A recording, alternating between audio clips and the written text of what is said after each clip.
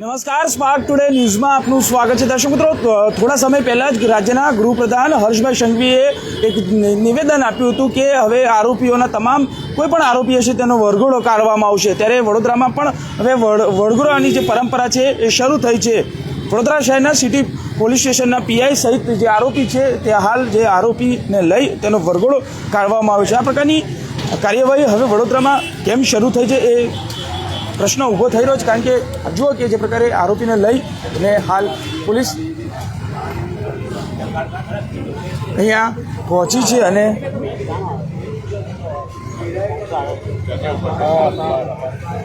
મારામારીનો ગુનાના આ જે આરોપી છે તેને લઈ અને હાલ પોલીસ આ વરઘોડો કાઢ્યો છે। ત્યારે આ સૌથી મહત્ત્વનો પ્રશ્ન છે,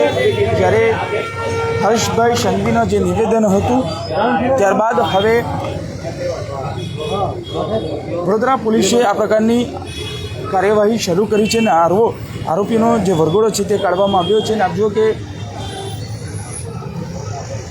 સિટી પોલીસ સ્ટેશનનો સ્ટાફ હાલ અહીંયા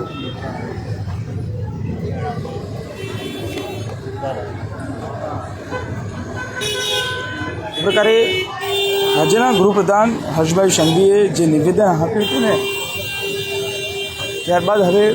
વડોદરા પોલીસે પણ આ આરોપીના વરઘોડો કાઢવાની પરંપરા છે એ શરૂ કરી છે।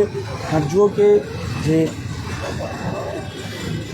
થોડા દિવસ પહેલાં જે અગાઉ મારામારી થઈ હતી અને તેના બનાવમાં પોલીસ આરોપીને લઈ તમામ પુરાવા છે તે એકત્ર કરી રહી છે। અને જો કે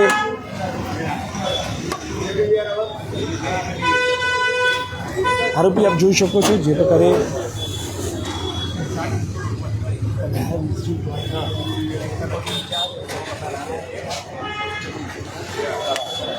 હાલ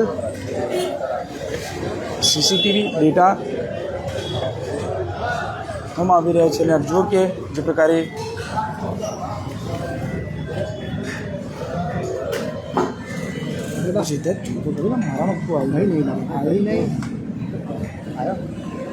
હું તને ખાલી ગાડી કહેતો હશે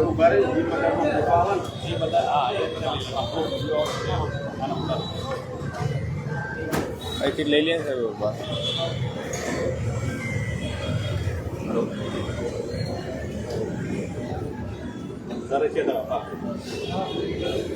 જો કે આ આરોપી છે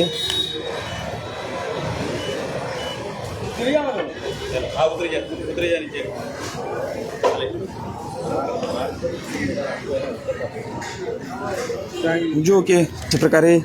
વડોદરામાં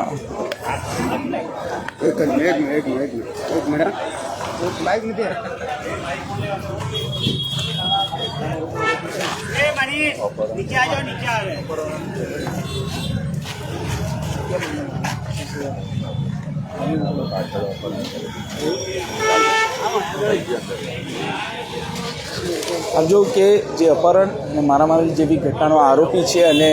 તેમાં આ જિમ્મેદાર હોટલ છે તેનો આ માલિક છે અને ત્યાં અપહરણની ઘટના સામે આવી હતી અને તેમાં આ આરોપી છે તેનો વરઘોડો હાલ સિટી પોલીસ દ્વારા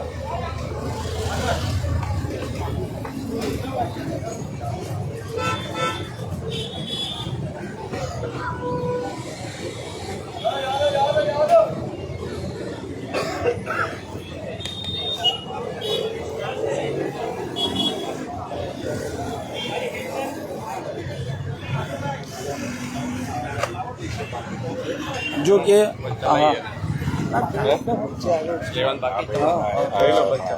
થોડું ચલાવો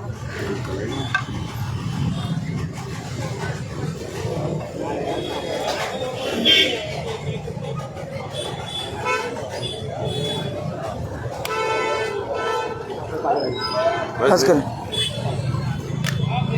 અપહરણ જેવા આ ગંભીર ગુનાના આ આરોપી છે અને તેને લઈને હાલ પોલીસ તેનો વરઘોડો કાઢ્યો છે। જે પ્રકાર જે નિવેદન છે હર્ષભાઈ સંઘવીનું જે નિવેદન હતું અને ત્યારબાદ હવે પોલીસ દ્વારા આ વરઘોડો કાઢવામાં આવ્યો છે અને આરોપી આપ જોઈ શકો છો જે પ્રકારે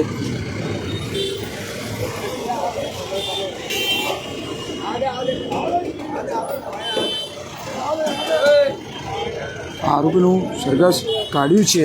હવે આ પરંપરા વડોદરામાં ચાલુ થઈ છે અને જો કે આ અપહરણ અને ગંભીર ગુનાનો જે આરોપી હોય છે તેનો વરઘોડો કરવામાં આવતો હોય છે અને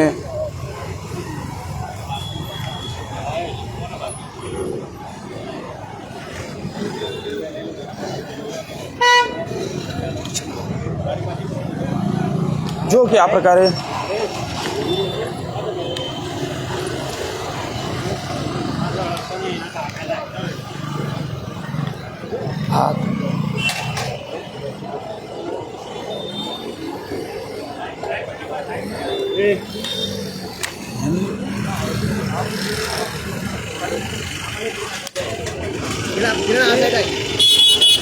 જો કે જે પ્રકારે સિટી પોલીસ સ્ટેશનનો હદ વિસ્તારનો આરોપી હતો અને આ ગંભીર ગુનાના આરોપીનો વરઘોડો હાલ કરવામાં આવી રહ્યો છે. ચોક્કસથી કહી શકાય કે હવે આ પરંપરા વડોદરામાં શરૂ થઈ છે અને જે પ્રકારે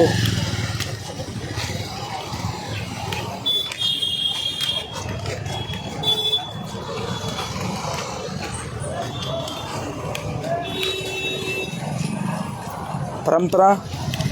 પાછળનો મુખ્ય હેતુ શું હોઈ શકે તે જોવાનો પ્રશ્ન છે, કારણ કે આ પ્રકારે હવે આરોપીના વડોદરા શહેરમાં સરઘસ નીકળી રહ્યા છે. ગંભીર ગુનાના આવા આરોપી છે ને જો કે પોલીસ આ અસામાજિક તત્વો સામે કડક કાર્યવાહીનો એક મેસેજ પણ જઈ રહ્યો છે. ત્યારે આ હર્ષભાઈ સંઘવીના નિવેદન બાદ અને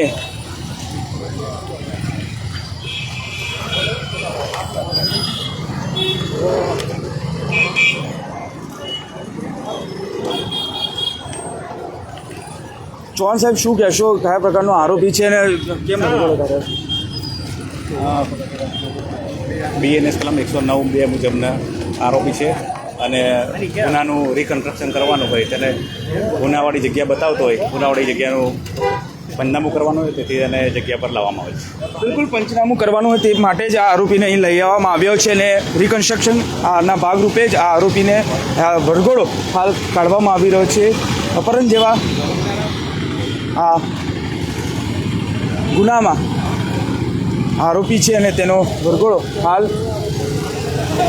જે જગ્યાએથી ગુનામાં જે થઈ હતી અને ત્યાં આરોપીનો આ વરઘોડો આપ જોઈ શકો છો. જે પ્રકારે આ કડક કાર્યવાહી હવે થઈ રહી છે ને